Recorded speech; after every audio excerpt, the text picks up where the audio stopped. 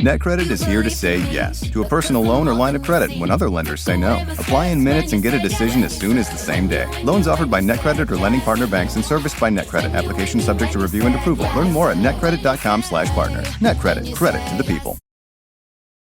And we're back, folks. It looks like Jim from sales just got in from his client lunch, and he's got receipts. His next meeting is in 2 minutes. The team is asking, can he get through his expenses in that time? He's going for it. Is that his phone? He's snapping a pic. He's texting Rap. Jim is fast, but this is unheard of. That's it. He's done it. It's unbelievable.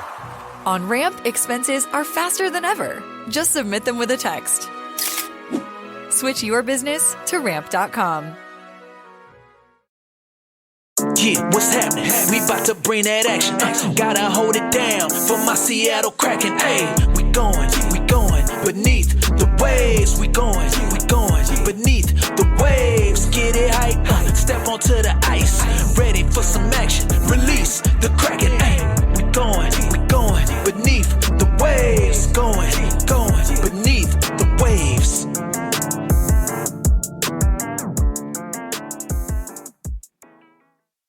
What is up, everyone, and welcome into the Beneath the Waves podcast, your weekly source for all things Seattle hockey and beyond. I am Matt. I'm Heather. This is Derek. I'm currently recording this from Austria. I'm on a vacation. And we are now at episode 27 of the BTW pod, and we are continuing with our look back at the 2024-25 season. Heather, why don't you let the other folks here know what we have lined up for them this week? So if you listened last week, you heard the first half of our top storylines of the season, 6 through 10. So when the season wrapped up, the four of us came together and brainstormed some of the biggest stories to happen through this past Kraken season. Then we voted, we ranked them, and today we're going to be presenting the first half of these stories. And if you're listening to this on Spotify or YouTube, let us know your thoughts on the first batch, and you can share your thoughts here on Twitter under this episode as well. We'd love to hear from you. And with that being said, let's jump in with storyline number 5. All right, kicking off the top half with storyline number 5, we have the trade deadline. So trade deadline was a date that many Kraken fans had marked on their calendars from the start of the season, with many fans wondering what would happen with several of the players who were on expiring contracts. The Seattle Kraken went to work on trade deadline day and made 3 different trades happen, trades which saw some inaugural season members and fan favorites leave the Emerald City. The first trade was completed between the Kraken and the Tampa Bay Lightning. This trade saw forwards Yanni Gourde, Oliver Bjorkstrand, and a 2026 fifth-round pick go to Tampa Bay in exchange for Tampa's 2025 second round, which was from Toronto, 2026 first round, and 2027 first-round picks, as well as forward Mikey Eyssimont. In almost 4 seasons with the Kraken, the now former alternate captain Yanni Gourde played 271 games and recorded 52 goals and 94 assists for 146 points. The Pepper Pot will likely be most well remembered for his tenacious tendencies and his Game 1 overtime goal against the Dallas Stars in the 2023 Stanley Cup playoffs. Oliver Bjorkstrand joined the Kraken in the 2022-23 season in exchange for a 3rd and 4th round pick. In Seattle, he played 224 games with 56 goals and 85 assists. Major moments with the organization included his 2 goals in the Game 7 series win against the Colorado Avalanche in the 2023 playoffs and being selected as the team's All-Star in 2024. The return from this trade brought in Mikey Eyssimont, who was a relative unknown to the Kraken fanbase. Admittedly, I thought he would just be a nothing player, someone who was just lumped in to fill out that trade with Tampa Bay, but he did fill Yanni's troublemaking shoes quite well.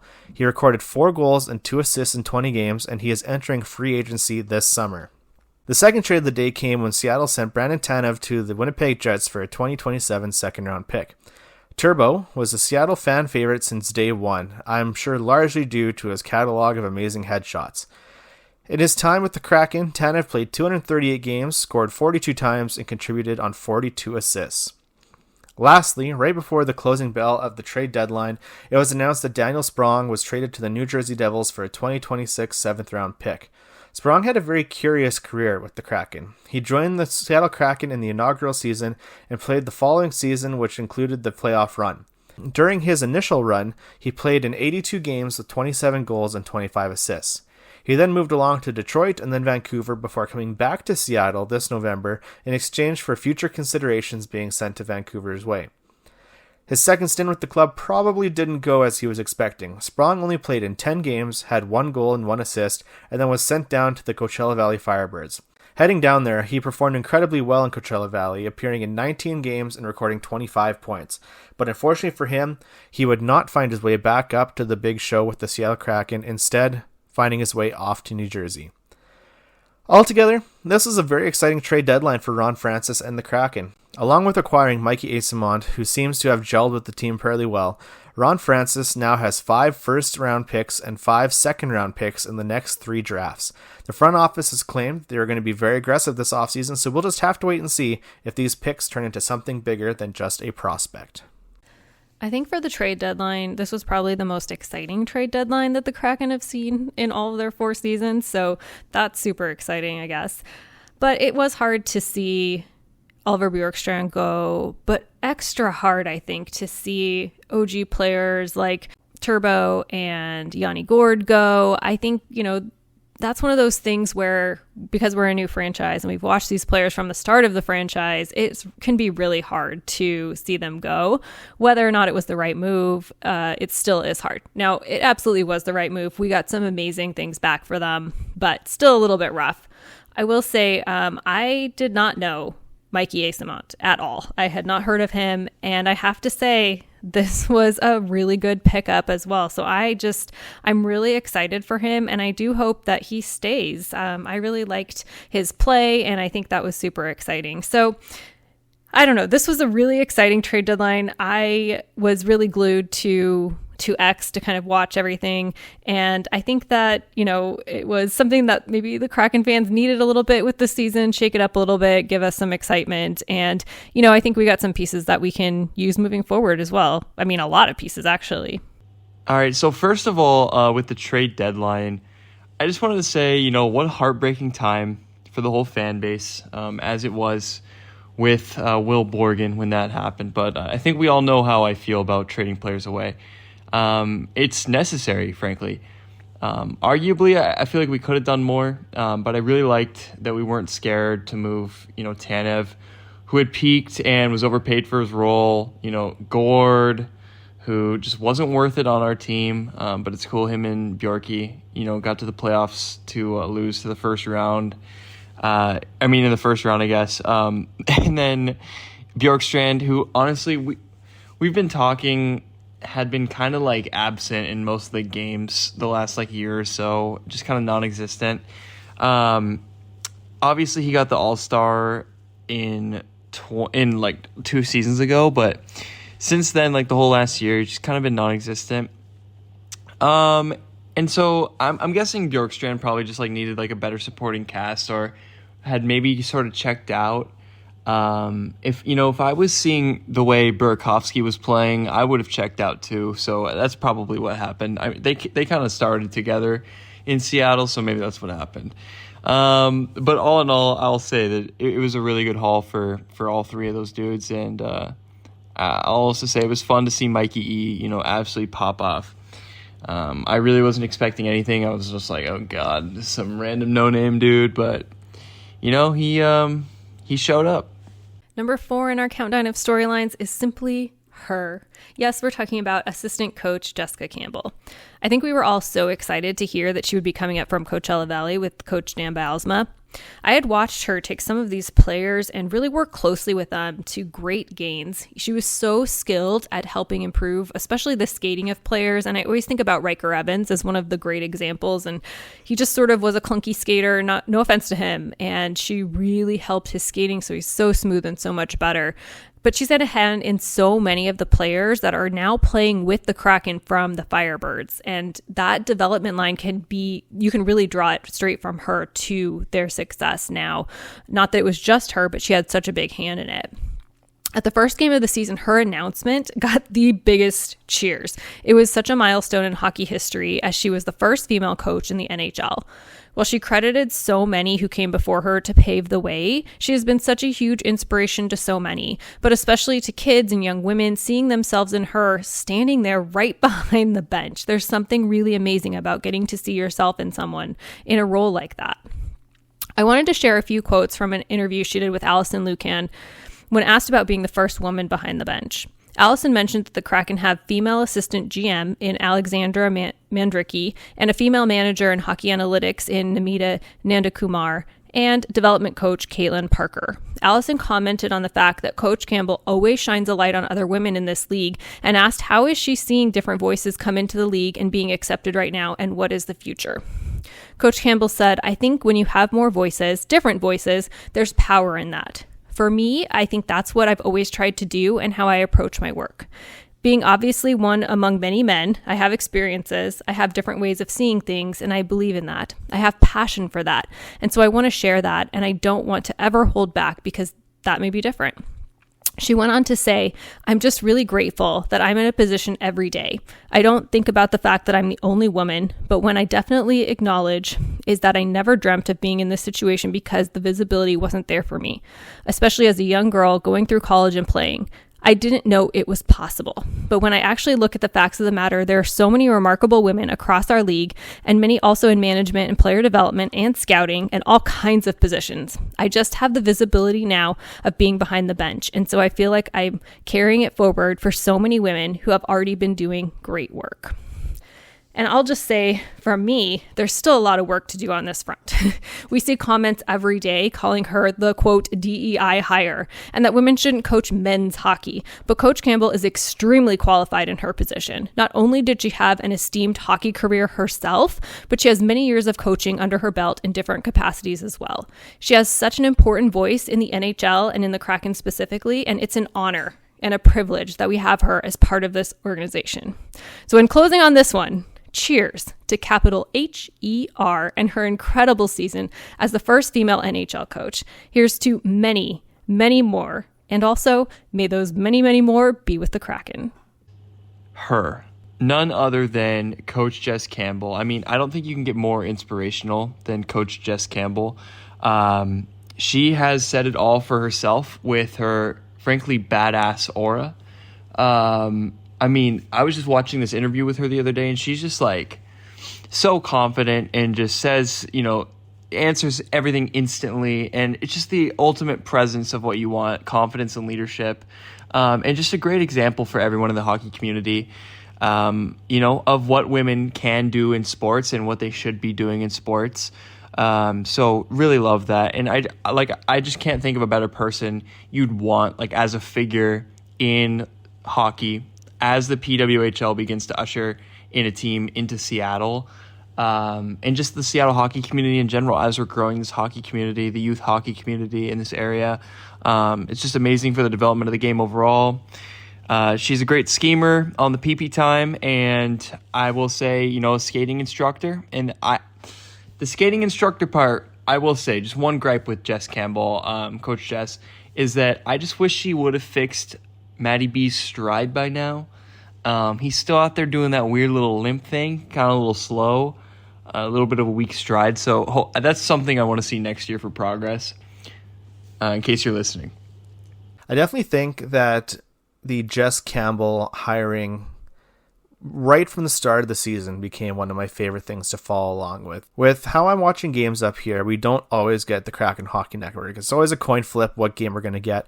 So more often than not, I'd say I end up with the visiting team's feed. And it seemed like every time there was a visiting team's feed that I had to watch, Jess Campbell was featured in some way. They would highlight that she was this milestone hiring, the first female coach in NHL history behind the bench. And it was just really exciting to see coming up over and over and over again, even so late in the season. I figured the hype might kind of wane after the start of the season, but it just kept going and kept going and kept going. And it was really uplifting to see the posts that she would make on Instagram and that other outlets would share on Instagram or Twitter or whatever you might find it, of kids up on the glass tossing a jersey to her or sharing friendship bracelets with her, and her making the time for those fans, the connections with the fans, especially the young girls behind the boards. And you could just tell that it really made a positive impact on them.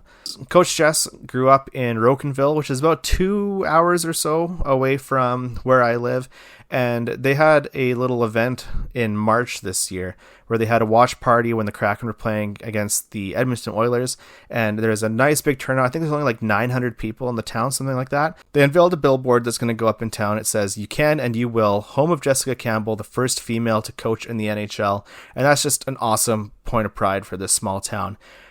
In addition to having this billboard put up for her, she continued to give back, and she arranged with Bauer to give every kid in Rocanville who is enrolled in minor hockey a free stick, because she understands that the cost of getting into hockey is really expensive. Lots of these kids want to, but they can't. So she set it up that every one of these kids is set going forward. I can't wait to see what happens with Jess Campbell as we go into the next season. It was really reassuring when Coach Bylsma was let go at the end of the season that they did say that they are retaining her and her services will be coming back behind the bench.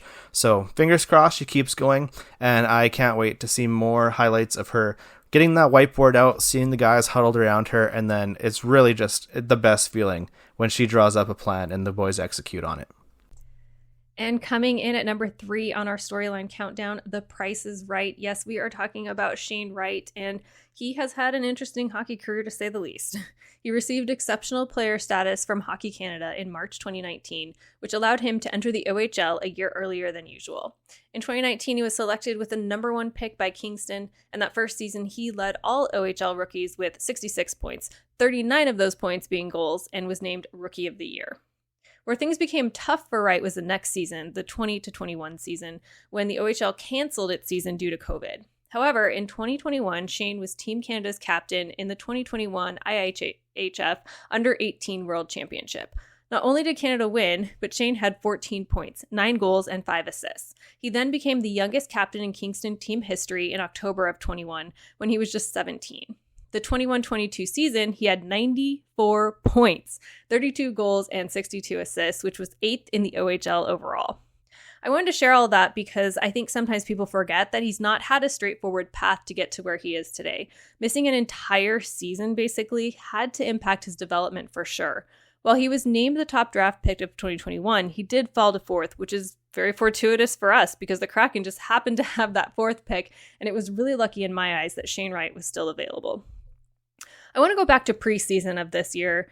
Shane Wright attended rookie camp, and it was very clear that he was a step ahead of a lot of the other players. In fact, he seemed to be helping direct players in drills, and he looked like a leader there. It was exciting, and the season seemed to be kicking off well and bright for number 51. When he had a slow start to the season, it was odd. But also, was the rest of the team really doing that much better? He was also getting very limited ice time. I think we were all frustrated with that because he seemed like such a great addition to the team that he was really ready to take that NHL step. And it felt very much like they had paid so much for Chandler Stevenson that he was going to take top center minutes no matter what. And I think we can understand that. But was Shane deserving of just 11, 12, 13 minutes a night? He played on November 16th versus the Islanders and had a measly 8 minutes and 34 seconds. After that, he was scratched for the next 3 games. He also had a great attitude about it. He was very mature, very much said he had paid attention to where he could come back into the lineup and make a difference. That first game back, November 25th at the Ducks, he had a goal and an assist on the night in just 10 minutes and 53 seconds of ice time. He rode a 3-game point streak, even scoring 2 goals on November 29th against the Sharks. In December, he had a 3-game goal streak. He was doing all of this in under 14 minutes of ice time most nights. At the end of the season, Shane played 79 games and had 19 goals and 25 assists for a total of 44 points.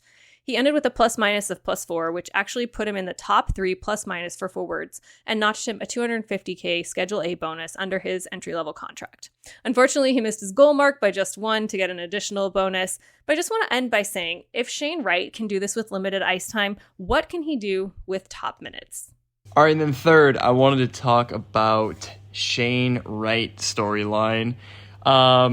This one is so exciting to me, and I am really glad I'm recording this from Austria and not in the Zoom call with Heather right now, because I got to say this, like, I feel like all year, you know, Heather kind of gate kept Shane Wright, but I gotta say, he's my guy now, okay, Heather? I'm just kidding. We can all love Shane equally. We all love Shane equally. You might love him a little bit more. But it's just been, we talked about this earlier this year, but it's just been so great to see him learn, or it's good to see him learn too, but see him mature in real time. When he was drafted, he fell to us at, I think, pick 4. I think it was pick 4. Because a lot of scouts saw that, he had kind of taken a huge step back during his last season in the minors or in the major juniors. And it's just been really good to see him have that chip on his shoulder, kind of, go quiet a little bit, work on his game, and just see him elevate his game to where he is this year, step up into this producer role and not be so much of a diva. That's kind of an annoying thing when players are divas, especially when they're not very good. You can kind of get away with that more if you are really good, but when, kind of like a Nathan McKinnon or like a Connor McDavid type deal. But when you're not that good, you gotta kind of put that to the side. But it seems like he really has matured, and I feel like we've seen him already start to kind of outplay Matty B. I'm sorry, there's a lot of negative Matty B talk, but I don't know what else you're expecting with me. And honestly, doing it on a lot less time per game, that was a big concern, big gripe we had with Bylsma. Probably not going to be a problem anymore now that he's gone, and now that Shane Wright's had a full season under his belt. He better not be under 15 minutes next season. That would be ridiculous. Like he's clearly earning the extra ice time. So how can you not be hyped for Shane Wright this season? Just you laid out the up and down roller coaster of the path that he took to get to the NHL, being sent down to Coachella Valley for last season, coming up, getting time in the press box early in the season here. And he just has the most positive attitude about this. He didn't whine and complain. He wasn't like Daniel Sprong when he got sent down to CV.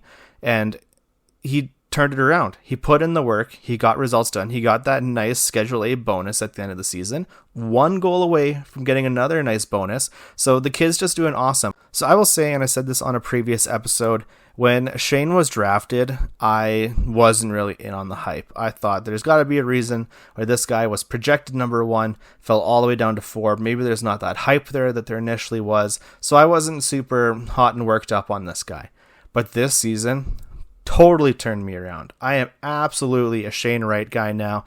I wear my BTW, the Price Is Right shirt with pride, which you can find in our store, bit.ly/BTW store.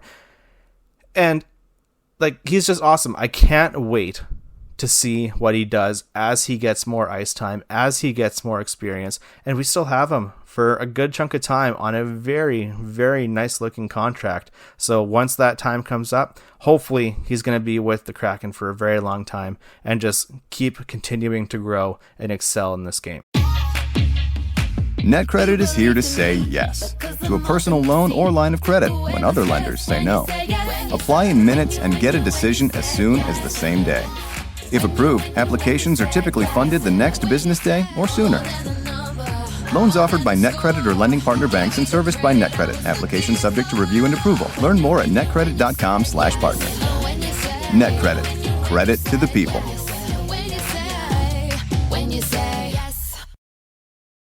Got a 7 a.m. meeting on a Monday? Boo! Expensing breakfast because it's in policy. Yay! Wasting all afternoon submitting an expense report for that breakfast. Boo! If your company used Ramp, you could submit expenses with just a text.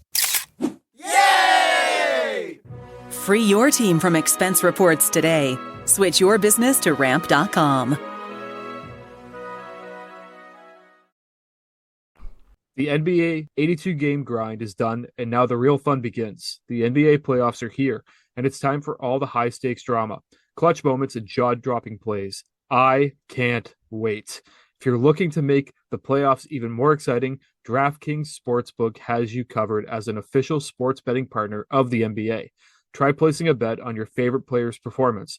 Will they drop 30 points, 40, or more? It's your call. Here's something special for first-timers. New DraftKings customers bet $5 to get $200 in bonus bets instantly. Make it a playoff run to remember with DraftKings. Download the DraftKings Sportsbook app and use code THPN. That's code THPN for new customers to get $200 in bonus bets when you bet just $5. Only on DraftKings. The crown is yours. Gambling problem? Call 1-800-GAMBLER. In New York, call 877-8-HOPE-NY or text HOPE-NY 467-369. In Connecticut, help is available for problem gambling. Call 888-789-7777 or visit ccpg.org. Please play responsibly. On behalf of Boot Hill Casino and Resort in Kansas, 21 and over. Age and eligibility varies by jurisdiction. Void in Ontario. Bonus bets expire 168 hours after issuance. For additional terms and responsible gaming resources, see dkng.co/ice. We couldn't talk storylines of this season without talking about number 2 on our storylines countdown, Goalie Gate. The history of goalies with the Kraken has been an interesting one, even from the start, actually. In the expansion draft, the Kraken selected Chris Drieger, and he was going to be goalie 1A. It was basically promised to him, and it was that until Philip Grubauer was available and they could get him. Then Driegs was stippled to 1B. And who could forget that they had Vitek Vanacek for a total of 7 days as well. The other goalie selected, Joey Daccord, played with the Charlotte Checkers, which was our AHL affiliate before the Coachella Valley Firebirds existed. We actually shared that with the Florida Panthers. He helped the Firebirds get back-to-back Calder Cup finals, taking them all the way to Game 7 and just missing the actual cup. But Joey was ready to get his NHL start, and the opportunity came about when Grubauer was injured prior to the Winter Classic. Joey not only played amazingly, but got the first shutout in Winter Classic history. So it was no surprise when the goalie tandem came down to Joey Daccord and Philip Grubauer for the 24-25 season. I think the big question on everyone's mind was who would be 1A and who would be 1B. If you've listened for a while before the season started, I predicted that it would be Joey as 1A, and that was probably my best prediction of the season. I think the only one I got right. But Joey was the hot hand right out of the gate and really never cooled off until the end of the season, which I'll talk about in a minute. And Gru really struggled.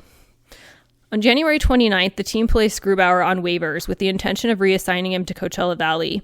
He was not claimed on waivers, so he did indeed head down to the AHL. He played 7 games with the Firebirds, had 5 wins and 2 losses.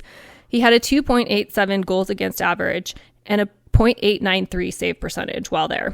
Some might argue that's not great for an NHL goalie in the AHL, but we'll let you decide on that one. March 2nd was when they recalled him back to the Kraken just in time for his bobblehead night. He ended the season with a 3.49 goals against average and a .875 save percentage overall. When the season wrapped up, he said, "This whole year has nothing to do with confidence. It's finding the playing time. You talk about the first game of preseason, it's always scrambly. You sit on the bench for 2-3 weeks, and it's basically coming out of preseason. Just getting into the rhythm and playing consistently. I think that was the biggest issue." So I do think, as I've said on previous podcasts, I've even shared that quote before, that he's someone who needs consistent starts to get in rhythm. But he had some horrific games, like the game against Detroit where he was pulled just 6 minutes in with a .250 save percentage, and that was just 3 days after his previous game. He did play better after coming back from Coachella, so there is something to that where he had time to play and get into a rhythm, and so I'm really happy for him for that, and I hope that continues for him. We'll see if the Kraken end up buying him out, and if so, who's going to back up Joey? It's going to be very interesting to see. But speaking of Joey, the other piece to this is Joey Daccord. He was probably the best player on the Kraken team this season, in my opinion. He played 57 games, had 27 wins, and 2 shutouts. His goals against average was 2.75, and he had a .906 save percentage. Killer stats. I think our only complaint is that they were really starting to overuse Joey, especially at the end of the season when the team was well out of the playoffs. We kept asking, why is he still playing games? Why won't they give him a break? Let one of the AHL goalies play for Pete's sake. He definitely was showing cracks then, but I do hope that he rests up in this off season and he can come back next season even stronger, because Joey playing at his best and having a team in front of him that's backing, really backing him up with goal support, that could be a really great winning combo. I don't think you could have more polar opposite performances than we do with Joey Daccord and Philip Grubauer this season. Joey Daccord was top of the class. He's the valedictorian of the season. He put on a show every time he was in there, standing on his head, bailing this team out, and I'm so glad that he became our 1A, like many of us, not named Derek, predicted would happen. And then you have Philip Grubauer. He did talk, as Heather said, that he wasn't able to find his rhythm because he was riding the bench for 2 or 3 weeks, and it was always like starting fresh coming in. But if you're not getting the results that the team wants to see, you can't be upset when you're left riding the bench. I coach a high school volleyball team at the school that I work at, and if a kid doesn't pull their weight and do their job, guess what? They hit the bench. And guess what else? Those kids, they don't get paid almost $6 million a year. They're doing it for a pizza party at the end of the season, so a little higher stakes in the NHL, I'd say. And I don't know, maybe I'm speaking out of line there, but that's just how I feel. If you're not putting in the results, you're not going to get the time. We talked a few weeks ago, and lots of outlets have been talking as well, that seeming like a buyout is the most likely thing that's going to happen with Philip Grubauer. So we'll wait and see if that happens. We'll wait and see what happens with the backup spot next season. I do think that Coco is going to be a little too green to come up. Stezka's a free agent, so who knows what happens with him. So maybe during free agency we can scoop up a reliable backup goalie and have a much better showing than we did this year. Okay. So this is the storyline that most upsets me, I would say. And that's because I'm like a huge Grubauer fan, and you should know that if you've listened at all or you know me at all. But Grubauer, man, I mean, at this point, he can go have fun, riding horses, not too far from where I'm at right now in Austria. He can, get a retirement gig playing hockey over in Germany, or really whatever he wants to do, of course. Like, it's up to him. I'm not trying to, like, be his retirement planner, but what I mean to say is I love the guy, but Joey's the clear starter. As Alex has been saying, really since the inaugural season, Joey's just better than Gru. No, he didn't say that, but Alex has had some foresight on this, I'll say. But yeah, I love Gru, but Joey's the clear starter, and I don't think really much needs to be said. Joey was performing like a top 5 goalie, and with a solid backup, I think Joey will be able to maintain that the whole year. Joey played like that at some points this year, but he wasn't really able to maintain it throughout the end, and I really think he got burnt out a lot. So hopefully with a solid backup, be able to ease that pressure and then have an entire good season next year. And with our number 1 story of the season, we have the captain's comeback. Everything seemed to be coming up ebbs at the start of this season. Following the offseason speculation if someone would be finally wearing the C this season, Jordan Eberle was the last one to leave the tunnel before the first game of the season against the St. Louis Blues to a raucous ovation from the crowd when he was announced as the team's second captain, even if the media released this information a few minutes earlier due to the rosters they received. He was off to a hot start this season, recording 11 points, 6 goals, and 5 assists in the first 17 games. Then he hit a massive roadblock. During the game versus Chicago on November 14th, Eberle got into a race with defenseman Connor Murphy to chase down the puck. As he got to the Kraken's end of the ice, he lost his footing and crashed his lower back into the boards. The crowd fell silent as the captain was left on all fours for an extended period of time before being helped off the ice by trainer Justin Rogers. As fans, we were left in the dark for quite a long period of time in the days following the injury. All we were cryptically told was that this was an unprecedented injury, and eventually we were told that it was a pelvis injury. Eventually, as we learned in an amazing story from Darren Brown at Sound of Hockey, Jordan Eberle shared more details about this injury. After many tests and scans, it was revealed that he had separated his pubic symphysis joint. For those who are not very anatomically aware, this joint is where the left and right portions of your pubic bones connect.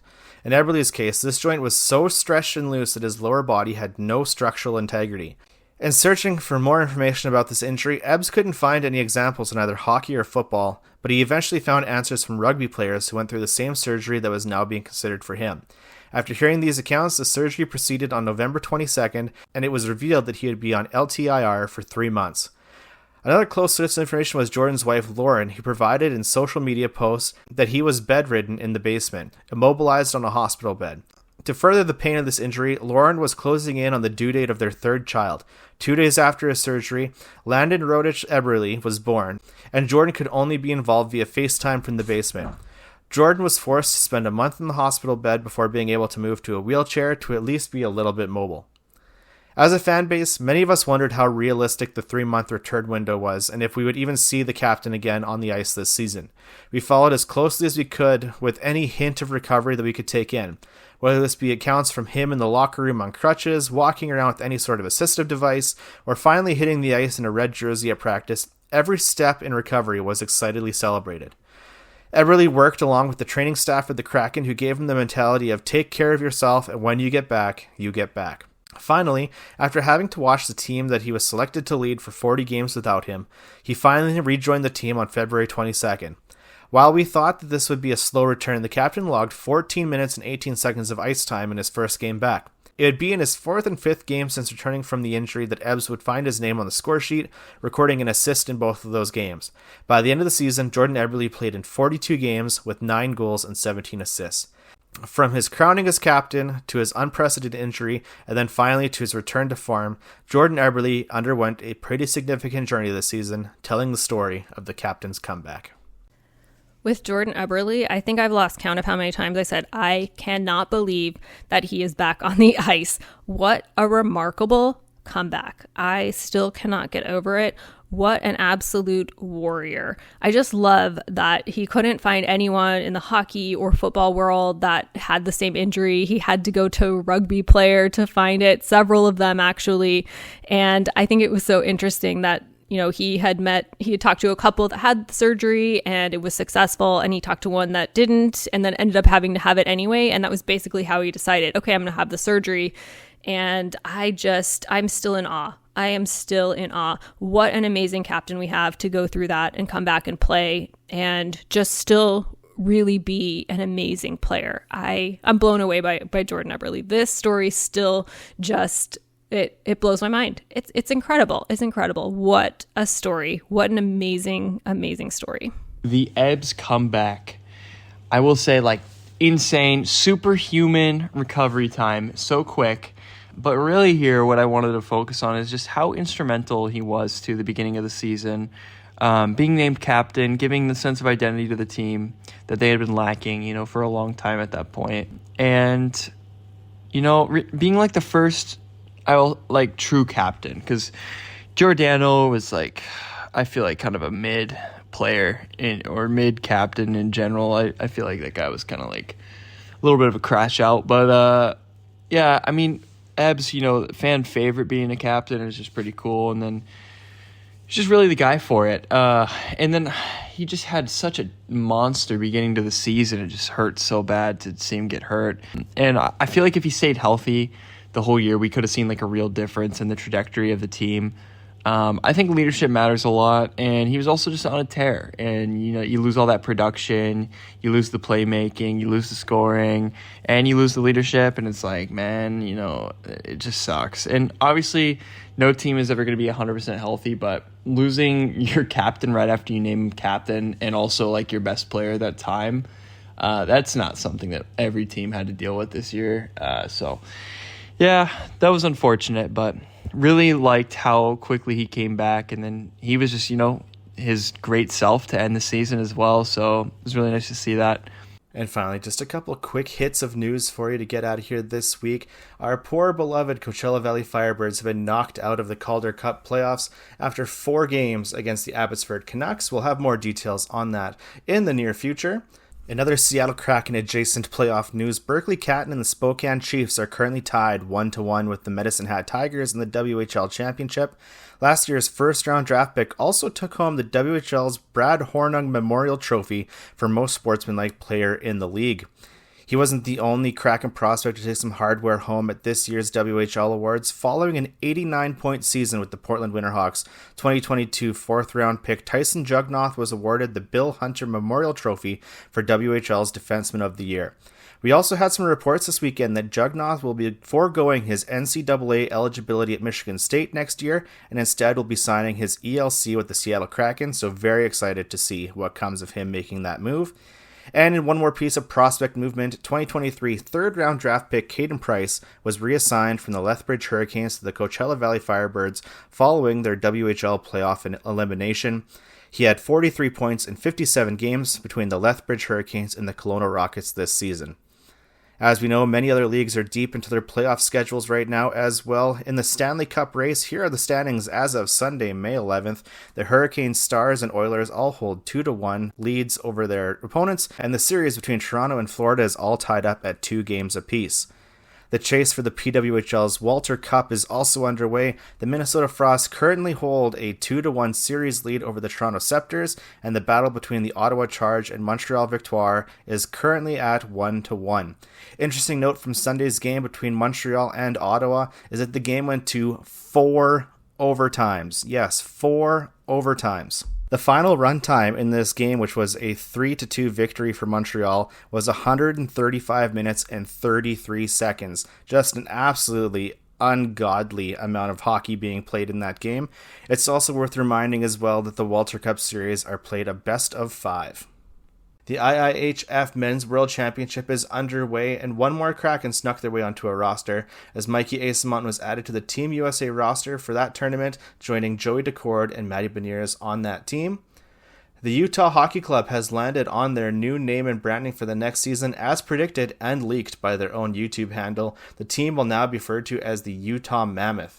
And lastly, in the most important news of the week, the New York Islanders were awarded the number 1 pick in the 2025 NHL Draft during the live draft lottery. The Kraken were in the mix as the final ball was being drawn, and they needed to see a 3. Unlucky for us, the 3 that came up was accompanied by a 1, so the number 13 came up and resulted in the Islanders jumping 10 spots up the predicted ladder. For Seattle, it turned out to be the worst case scenario, as they dropped 2 positions to once again draft at number 8, which was the same position we took Berkeley Catton at last year. As we get closer to the draft, we're going to have some awesome retrospective draft coverage, so you're going to want to make sure to stay tuned for that. And that is it. That's our top 10 storylines. Hope you enjoyed going on that journey with us. Heather, you want to let everyone know what our week ahead looks like? So for next week, we will have your Kraken report cards, and specifically about the forwards. So you can look forward to that next Monday.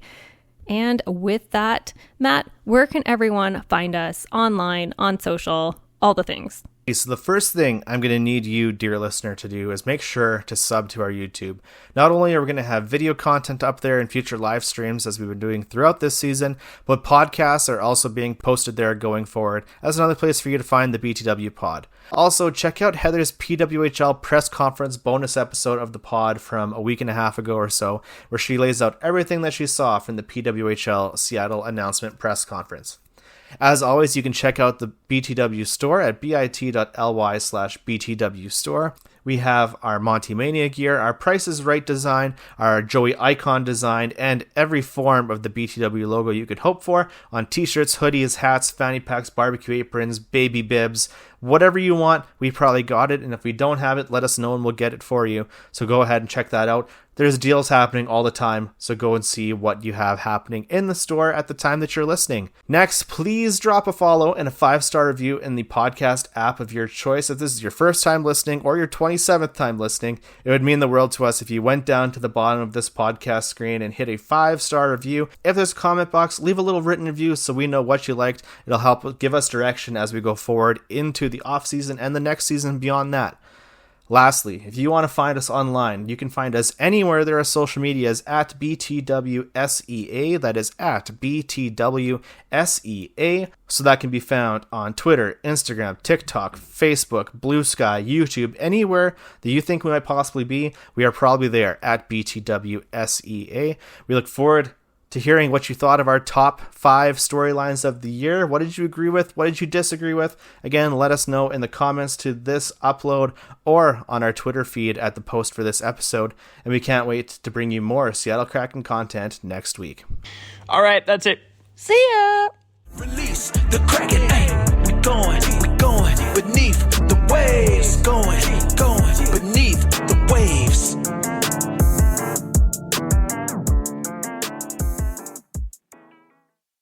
Got a 7 a.m. meeting on a Monday? Boo! Expensing breakfast because it's in policy? Yay! Wasting all afternoon submitting an expense report for that breakfast? Boo! If your company used Ramp, you could submit expenses with just a text. Yay! Free your team from expense reports today. Switch your business to Ramp.com.